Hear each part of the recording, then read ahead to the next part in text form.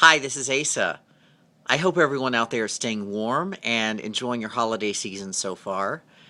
I had an opportunity to see a really terrific, funny, fresh Christmas show last weekend, and I wanted to tell all of you about it so that you can make some time this week to go catch it yourself. It's playing this weekend, and it's called Every Christmas Story Ever Told and Then Some, which is at the Luby Theater in Nashville, and it's produced by the Imaginary Theater Company as a fundraiser for the Tennessee Women's Theater Project. Now, TWTP is a company started by a friend of mine, Mariana Clark, a number of years ago with her husband, Chris.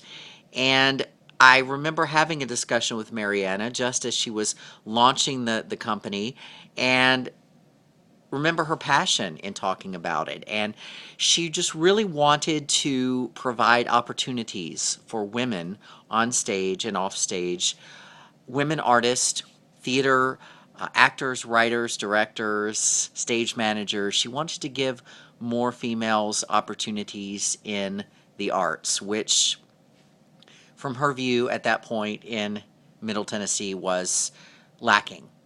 And I think TWTP has filled a very nice slot in our community, and I'm so happy to see it becoming so successful. And it really is a very successful professional theater company. They do high quality works, and I think Every Christmas Story Ever Told, which is produced by Imaginary Theater Company, is a great representation for TWTP and is in its own right an extremely enjoyable show. And I want to encourage you to go check it out.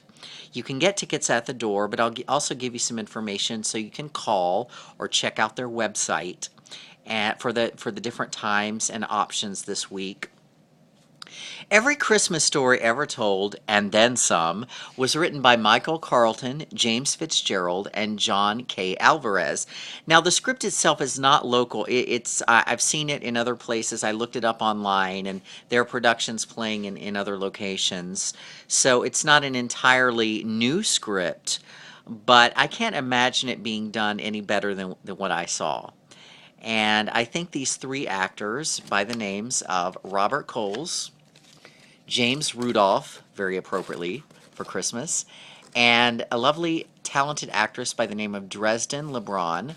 I think all three of those actors blended extremely well, and each complemented each other in a nice way. And very funny, energetic cast, and they had kind of a difficult job. They had to hold the audience's attention for the full hour and a half, playing a multitude of characters, just with a couple of trunkfuls of props. That's all they really had. There was not an elaborate set, which I think works well for this style of theater. It's really up to the imagination. It's up to a little bit of audience participation. And the concept of Every Christmas Story Ever Told, and Then Some, is, well, the title tells you. So what this is three actors doing a show. It's kind of a show within a show. And they're in a theater trying to decide what play to put on for their audience.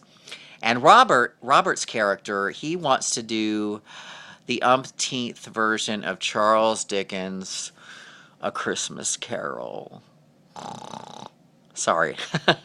But this is really true to life because I have, for a number of years, been on different play selection committees and just looking for various Christmas scripts for my own purposes.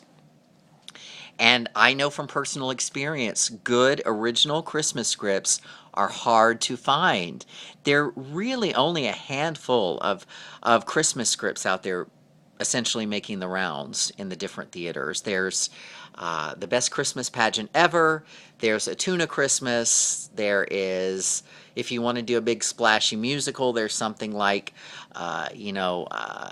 Miracle on 34th Street, something like that, White Christmas. But beyond that, and then there's the Homecoming script, which was the basis of the Waltons television series. Beyond that and A Christmas Carol, it's kind of slim pickings. So I think the concept of this script was very true and very clever. The writing in this throughout is very clever, containing a number of topical references.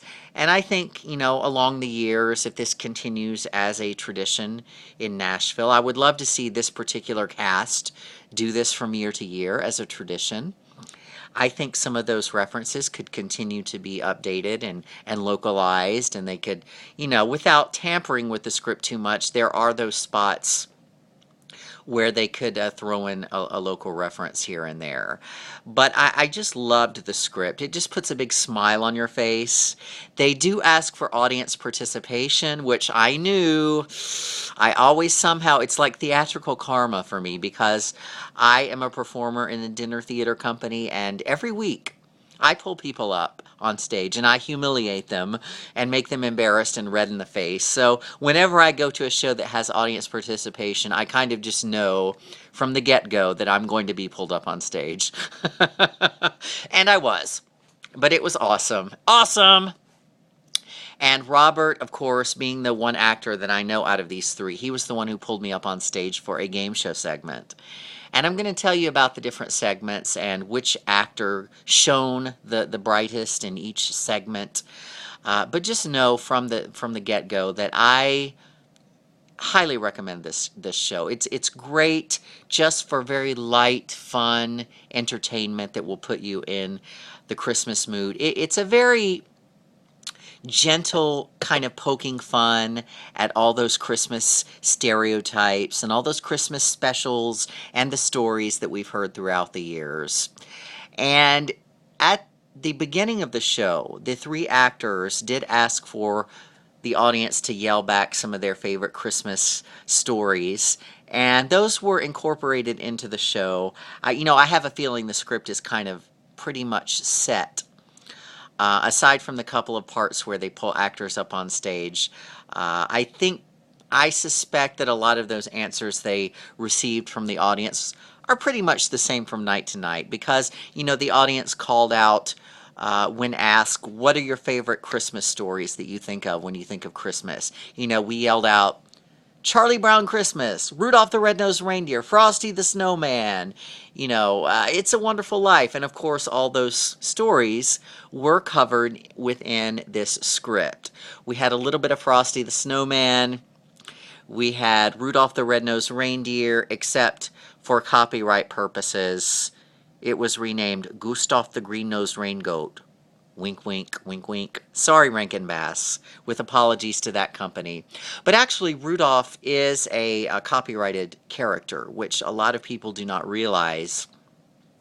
I found this out a number of years ago when I worked in a bakery, and we would decorate different styles of Christmas cookies, different shapes, and we were not allowed to put red noses on our reindeer cookies.